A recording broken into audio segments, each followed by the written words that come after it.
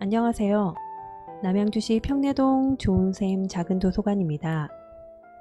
도서관에 비치되어 있는 책 중 좋은 책을 한 권 소개해 드리고자 합니다.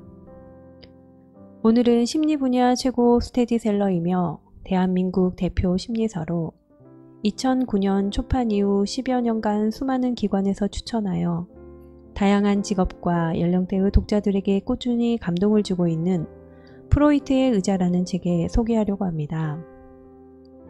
이 책은 정신분석을 쉽게 풀이하여 각 개인의 숨겨진 무의식을 발견하고 스스로 치유할 수 있도록 돕는 책입니다.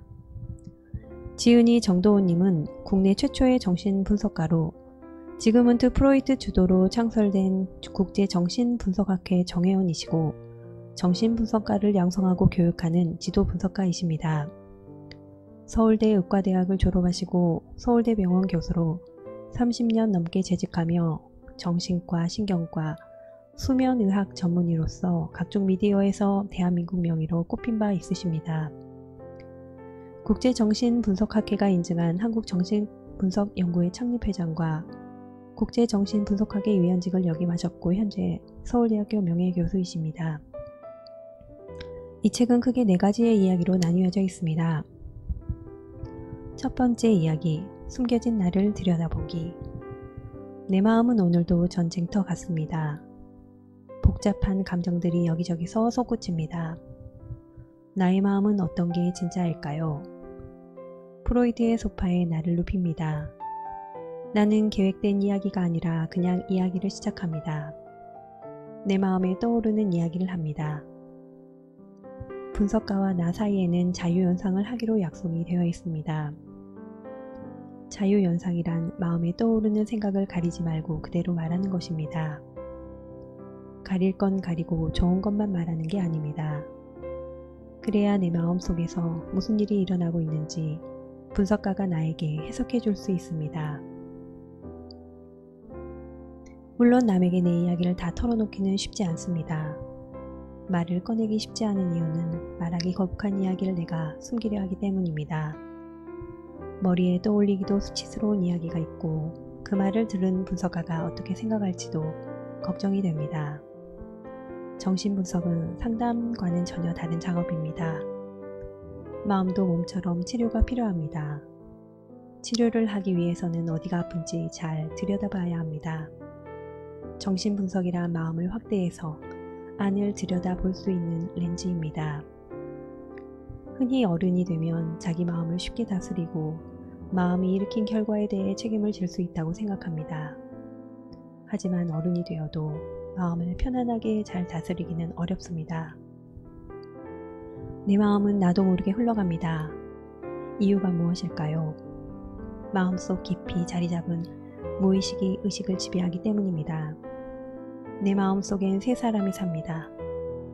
그들의 이름은 이드, 초자아, 자아입니다. 이드는 욕구를 주장하고 초자아는 금지된 일을 못하게 막아서거나 이상을 추구하고 자아는 타협점을 찾아 중재합니다. 이드는 충동적인 어린아이와 같아 바라는 것이 있으면 금방 이루어야 하고 참고 기다리지 못합니다. 이에 반해 초자아는 태어난 후 부모와 사회로부터 배운 것을 기준으로 움직이는데 때로 도덕적이지 못하면 죄책감을, 추구하는 가치나 이상에 못 미치며 수치심을 느낍니다. 자아는 이러한 이드, 초자아 사이에서 현실에 맞게 모두를 만족시키는 쪽으로 중재하는 역할을 합니다. 힘있는 자아는 고통스러운 일을 잘 견디게 해줍니다. 자아의 힘을 키우려면 다소의 시련이 필요한데 이런 시련들을 극복해 나가기 위해선 자아가 방어기제를 동원해 스스로를 무의식의 공격으로부터 지켜야 합니다. 두 번째 이야기, 무의식의 상처 이해하기. 두려운 것이 있다면 그때마다 피하고 살면 되지 않을까요? 하지만 과연 언제까지 피할 수 있을까요? 평생 도망자로 살지 않으려면 약간의 용기가 필요합니다. 전쟁에서 이기려면 적을 알아야 이길 수 있는 것처럼 마음에서 일어나는 전쟁을 극복하고 상처를 회복하려면 마음속 상처들을 알고 친해져야 합니다. 가령 불안한 사람은 불안을 피하거나 벗어나려고만 하지 무슨 신호인지 알려고 하지 않습니다. 왜 불안한지, 왜 우울한지, 왜 화가 나는지를 헤집어 보면 내 성격의 성숙을 위해 얻는 것이 많이 있습니다. 부정적 감정들은 나를 깊이 이해할 수 있는 좋은 도구들입니다. 불안은 나를 행동하게 하는 큰 동력입니다. 두려움은 살게 만드는 강력한 힘입니다. 공포는 자연스러운 감정이고 건강한 반응입니다. 부정적 감정은 다른 사람과 또는 객관적 시각을 자기 자신과 나눌수록 약화됩니다. 세 번째 이야기. 타인을 찾아 끝없이 방황하는 무의식. 우리는 이유 없이 좋은 사람, 미운 사람을 나눕니다. 기준은 어떻게 생겨나는 걸까요? 사람은 다른 사람과 함께 살아야 제대로 성숙하며 살 수 있습니다. 자신의 내면을 들여다볼 여유와 다른 사람과의 관계 안에서의 균형이 필요합니다. 사람과 사람 사이의 소통에서 비극은 말에 대한 오해로 시작되는 것이 아니라 침묵을 이해 못할 때에 시작됩니다. 나와 남이 같이 섞여 있지만 따로따로 구분이 가능한 사회가 되어야 합니다. 인간이 사회적 존재란 말을 정신분석학적으로 풀면 늘 대상을 찾으려 한다는 의미입니다. 여기서 말하는 대상은 다른 사람입니다. 우리는 매일 낯선 사람들 사이에서 삽니다. 그러나 아무리 얼굴을 매일 본다고 해도 마음으로 연결되지 않으면 서로에게 영원히 낯선 사람입니다. 네 번째 이야기. 무의식을 대하는 치유법. 헤어진 연인 때문에 상실감에 빠져 있다면 과거에 서 있는 사람들입니다. 누구나 자기가 현재를 살아간다고 생각하지만 그렇지 않습니다. 나는 현재에 있으면서 과거를 후회하고 미래를 걱정합니다. 현대에 인해 현재는 분열되고 조각조각 나 있습니다. 일터에서는 휴가에 대한 공상으로, 휴가지에서는 일에 대한 생각으로 머리를 채웁니다. 현재에 머물지 못하고 과거에 집착하거나 미래를 걱정하는 순간 우울과 불안이 자라납니다. 무럭무럭 자라납니다.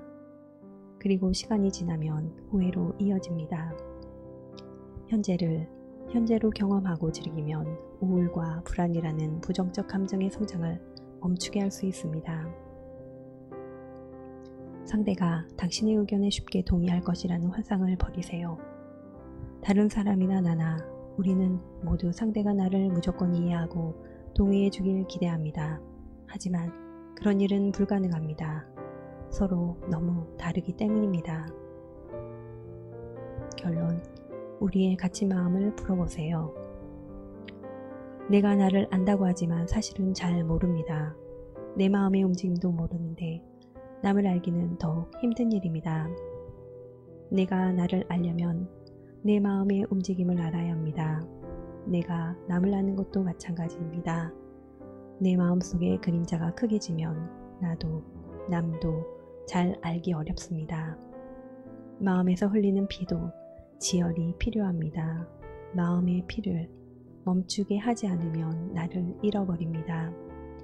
출혈의 원인을 조심스럽게 찾아야 합니다. 새고 있는 혈관의 상처를 찾아서 정성껏 치료해야 합니다. 마음속 응어리는 서서히 잘 풀어야 합니다. 인내심을 가지고 만들어진 성분과 과정이 무엇인지를 알아내야 다시 쌓이지 않도록 잘 정리할 수 있습니다. 내 마음의 바다를 속속들이 알 수 있다면 내 삶은 훨씬 여유로워질 것입니다.